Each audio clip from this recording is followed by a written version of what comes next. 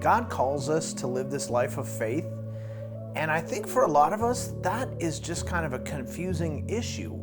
We believe, right? I believe in God, I believe in Jesus, I believe. What else is faith supposed to be? And so I wanted to take a minute today to just talk a little bit about what does it look like to actually live our faith? Because there's a lot of definitions of faith out there. The Bible gives us various kinds of ways to think about faith, but I think one that I've adapted that kind of works for me and helps me to think through this carefully is that faith is believing that God is who He says He is and that He will do what He says He will do, and acting on that belief.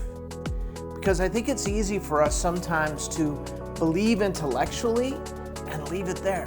So, well, I believe that's all it is. But actually, biblically, faith has to do with putting our weight in the truth that we say we believe. And that involves action. And so I want to give you an example of that today. It's probably a familiar story to some of you. It's taken from the book of Daniel. And there are these Hebrew young men who have been taken captive by the Babylonians, who are pagans, and they're working in the king's palace. And they have been put under a restriction that all of Babylon has been put under, that there's this giant statue that they have to bow down and worship every time this certain music plays. And of course, these men are followers of God, and they say, I'm not going to do it. And so they don't, and they get reported for it. So the king brings them in, and he says, listen, if you don't do this, you're going to be thrown into a furnace and burned to death. And here's their response to the king's threat. Daniel chapter 3, verse 16. Shadrach, Meshach, and Abednego answered and said to the king, O Nebuchadnezzar, we do not need to give you an answer concerning this. In other words, you know what we're going to say about this. We've already given you our answer by the way we've been living.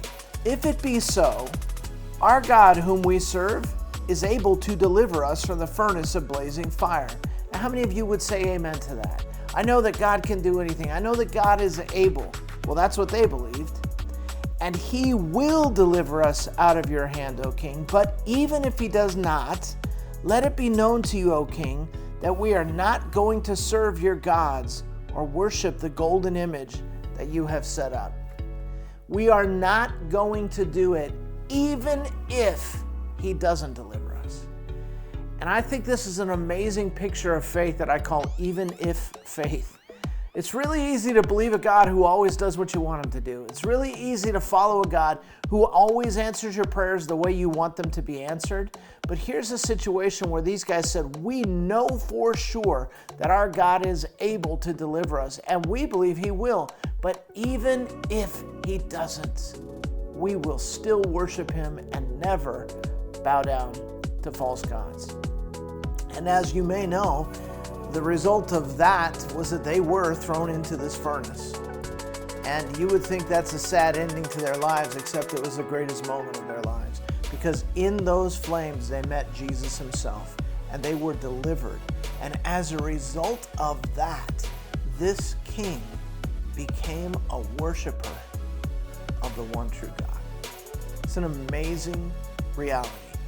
When we're willing to trust God with our obedience, when we're willing to put our money where our mouth is, so to speak, when we're willing to actually live out our faith, God does amazing things. But even if He doesn't do what we want Him to do, He is still God, and He will still deliver us because eternity is promised to those who love Him. So I want to encourage you today, as you face difficult choices, as you face opportunities to compromise, remember, there is a God who has asked you to follow Him, and He is trustworthy. Put your money where your mouth is and walk by faith.